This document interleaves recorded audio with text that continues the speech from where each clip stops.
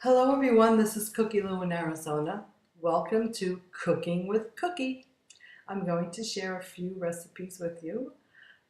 Some of the foods that I cook up for my meals, starting with this top sirloin roast beef. I don't eat beef very often, but occasionally I do enjoy some roast beef or quality steak. This is top sirloin that I have seasoned with onion powder, garlic powder, a little cracked pepper, and some teriyaki sauce. I usually use teriyaki sauce with beef. It adds a good flavor to it.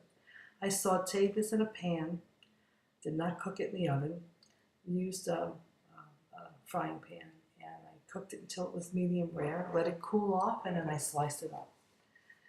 This is a recipe of red, sorry, green and yellow peppers that I sauteed with a little olive oil, garlic and onion, salt, pepper, and some oregano. I used some dried oregano on this. I got these peppers on sale for 99 cents a bag.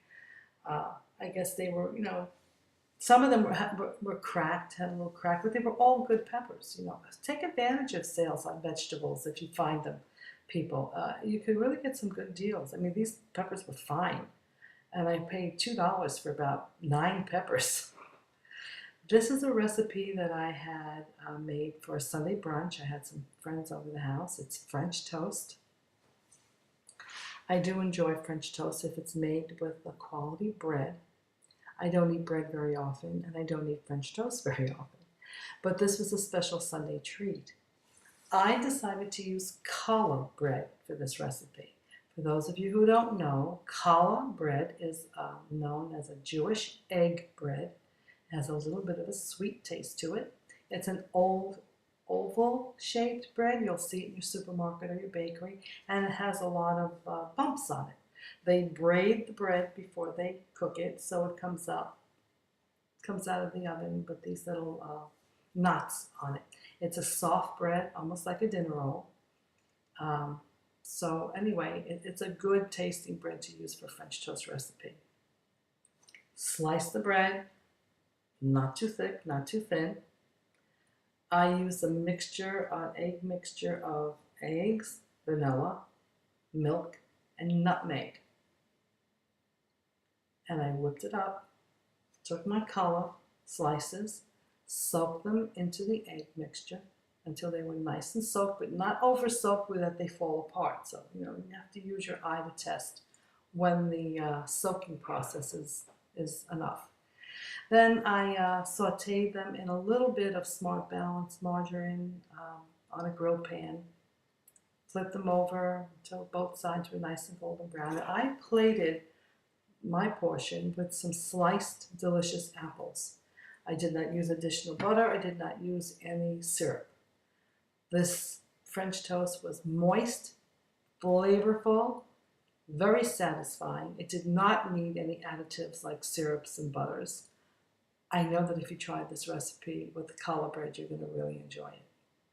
Now, I did have other people over who wanted the traditional, more rich French toast, so I plated theirs with a little added margarine and some natural blueberry syrup.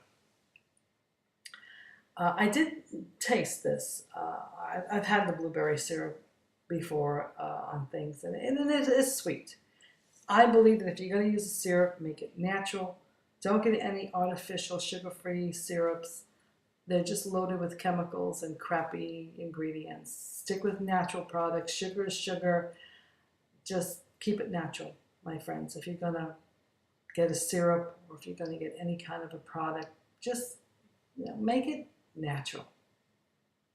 Real healthy food that's alive. Sugar is sugar, and we have to stay away from it.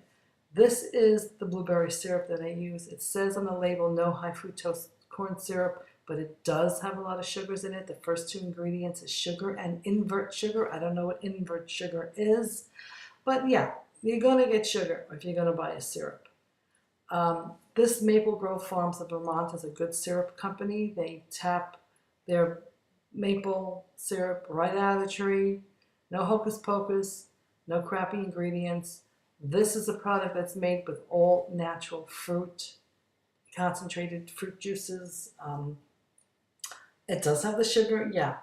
It does have added sugar. It probably would taste just as good if it didn't have the added sugar. But needless to say, this is the label.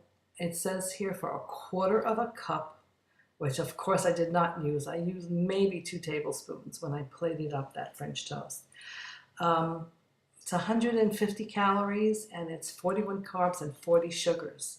As you can see in the ingredients here, sugar, invert sugar, water, blueberry juice from concentrate, apple juice, pear juice, elderberry juice, lemon juice, all from concentrate, and grape skin extract.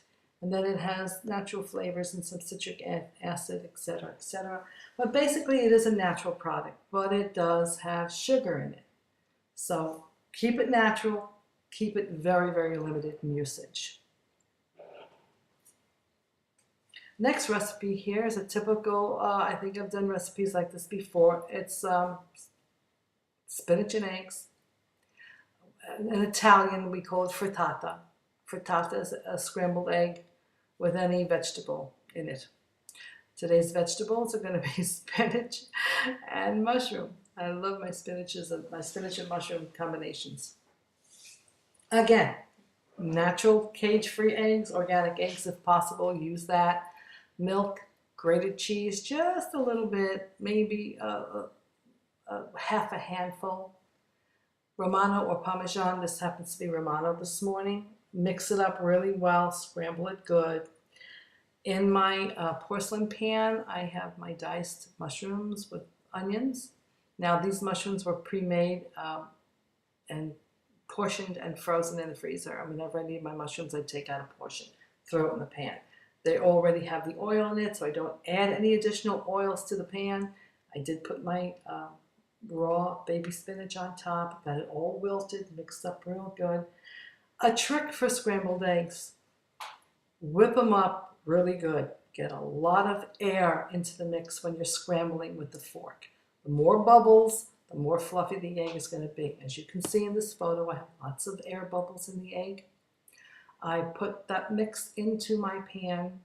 I keep a very low heat when I make scrambled eggs because I hate burned eggs. Take an extra minute and always cook your eggs on a low heat. Let the eggs set in the pan and then take a wooden spoon and slowly fold the eggs over in the pan until all the raw egg has been heated to the point of being soft, cooked through but yet kept soft. And like I said, the more you put the air bubbles in the egg, the more fluffy the egg will be.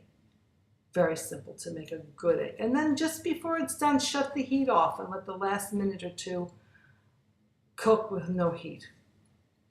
Just the heat from the hot burner is all you need to finish the egg. Now I decided to use a low sodium rice cake with this breakfast. I do like rice cakes for snacks. I'll put a little peanut butter on them or some Laughing Cow cheese, and I'll have maybe 2 rice cakes with a piece of fruit for a snack.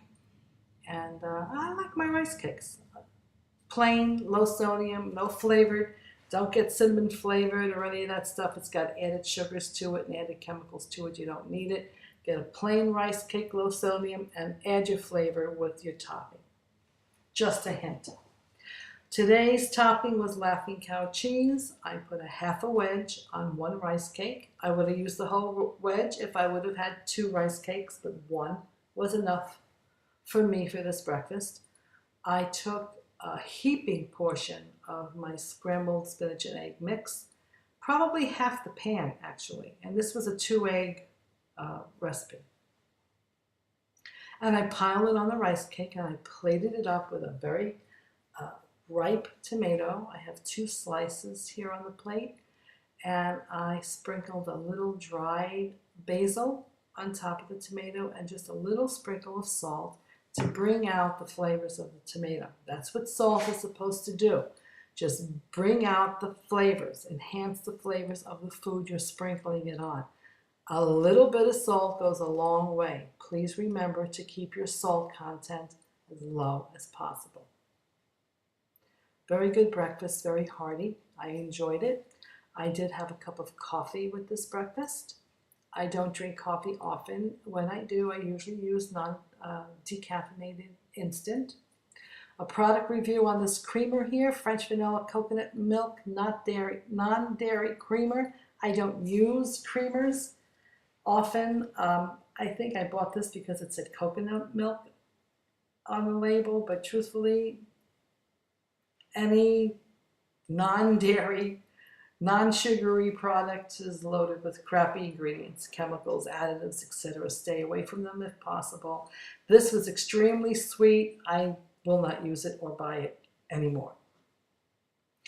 Next couple of recipes coming up are the salads that I make for my lunches and dinners. I love salad. It makes a great meal, especially in the summer days. This is mixed greens of baby spinach and some romaine lettuce. I do not use iceberg lettuce. There's no nutrition. Always use a mixed green salad or romaine lettuce. I have peppers in this, raw onion, carrots, tomatoes, red kidney beans, pumpkin seeds. So I think I have some broccoli, some raw broccoli in here, and salsa and some chicken. Salsa is a great topping for any salad. It's low sodium, low sugar. It's like 15 calories. And it's tasty. Same recipe here, only I have some ranch dressing and some chicken and tomatoes, and I have a portion of green bean salad that I make. Plain green beans, just tossed in some balsamic vinegar and served cold. And I have a little spoon of potato salad included in this salad. I do enjoy potato salad from time to time. It does not interfere with my diet plan, and I enjoy it. I don't buy it too often, but when I do buy it, I use it and I enjoy it. With the roast beef, I could put a little bit of the potato salad. I put it in my salads to add a creamy ingredient to it. Again, same salad mix with some black beans, chicken, salsa, tomato salsa, and potato salad. I highly recommend that you use salads often for lunch or dinner meals, especially in the heat of the summer. It makes a delicious, it's a good way of getting your raw veggies in. I usually have Arrowhead sparkling water or sparkling water. This happens to be a raspberry flavored water. Really good, wonderful recipes. Please try them. I know you'll enjoy them. Thank you for watching.